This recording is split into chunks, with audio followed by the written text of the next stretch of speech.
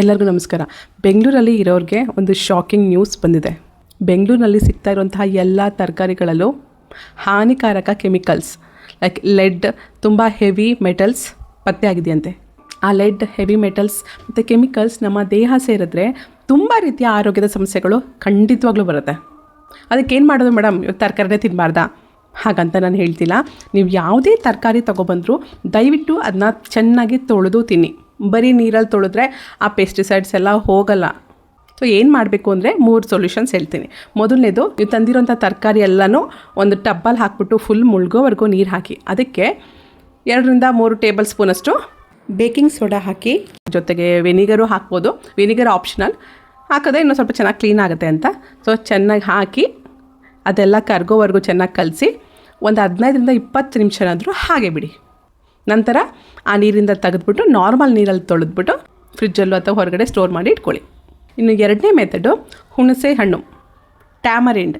ಹುಣಸೆ ಹಣ್ಣಿನಲ್ಲಿ ಟಟಾರಿಕ್ ಆ್ಯಸಿಡ್ ಇರುತ್ತೆ. ಇದು ಪೆಸ್ಟಿಸೈಡ್ಸ್, ಕೆಮಿಕಲ್ಸ್ನ ತೆಗೆಯೋದ್ರಲ್ಲಿ ತುಂಬ ಸಹಾಯ ಮಾಡುತ್ತೆ.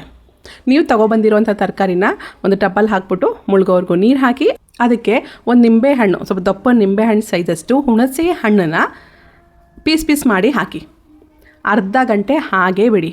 ಹುಣಸೆ ಹಣ್ಣಿನಲ್ಲಿರುವಂತಹ ಟಟಾರಿಕ್ ಆ್ಯಸಿಡು ಹಣ್ಣಿನ ಮೇಲಿರುವಂತಹ, ತರಕಾರಿ ಮೇಲಿರುವಂತಹ ಪೆಸ್ಟಿಸೈಡ್ಸ್ನ ತೆಗೆದಾಕ್ತೆ. ನಂತರ ಆ ನೀರಿಂದ ತೆಗೆದ್ಬಿಟ್ಟು ನಾರ್ಮಲ್ ನೀರಲ್ಲಿ ಒಂದು ಸಲ ತೊಳೆದು ನಂತರ ನೀವು ಬಳಸ್ಕೋಬೋದು.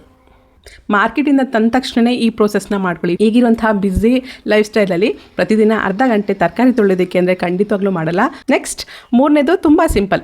ನಿಮ್ಮ ಹತ್ರ ಬೇಕಿಂಗ್ ಸೋಡಾನೂ ಇಲ್ಲ, ಹುಣಸೆ ಹಣ್ಣು ಇಲ್ಲ ಅಂದರೆ ತಂದಿರೋಂಥ ತರಕಾರಿ ಎಲ್ಲನೂ ನೀರಲ್ಲಿ ಹಾಕ್ಬಿಟ್ಟು ಹಾಗೆ ಬಿಡಿ.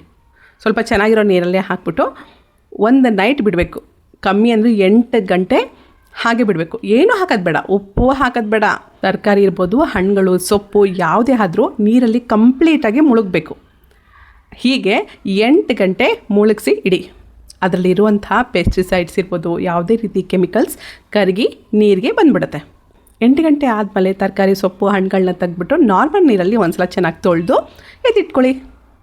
ಸ್ನೇಹಿತರೆ, ಒಂದು ಮಾತು ಹೇಳೋಕ್ಕೆ ಇಷ್ಟಪಡ್ತೀನಿ. ಇಲ್ಲಿ ಯಾರನ್ನೂ ಬೈಯೋ ಅಧಿಕಾರ ನಮಗಿಲ್ಲ. ನಾವೇ ನಮ್ಮ ಪರಿಸರನ ಹಾಳು ಮಾಡಾಕ್ಬಿಟ್ಟಿದ್ದೀವಿ. ಆವಾಗಲೇ ರೈತರನ್ನ ಬೈಯೋಕ್ಕೆ ಹೋಗ್ಬಿಡಿ. ಏನಕ್ಕೆ ಅಂದರೆ ಬೆಂಗಳೂರು ಸುತ್ತಮುತ್ತ ಇರೋಂಥ ಭೂಮಿ ಪೊಲ್ಯೂಟ್ ಆಗಿರೋದ್ರಿಂದ ಅವ್ರೇನು ಮಾಡ್ತಾರೆ, ಅಲ್ಲಿರೋಂಥ ನೀರು ಪೊಲ್ಯೂಟ್ ಆಗಿದೆ, ಭೂಮಿ ಪೊಲ್ಯೂಟ್ ಆಗಿದೆ, ಗಾಳಿನೂ ಪೊಲ್ಯೂಟ್ ಆಗಿಬಿಟ್ಟಿದೆ.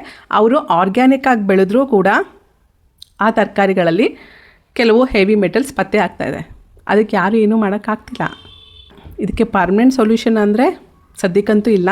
ತಂದಿರೋಂಥ ತರಕಾರಿ, ಹಣ್ಣು, ಸೊಪ್ಪುಗಳನ್ನ ನಾನು ಹೇಳಿರೋಂಥ ಪದ್ಧತಿಯಲ್ಲಿ ಕ್ಲೀನ್ ಮಾಡಿಕೊಂಡು ಬಳಸಿ.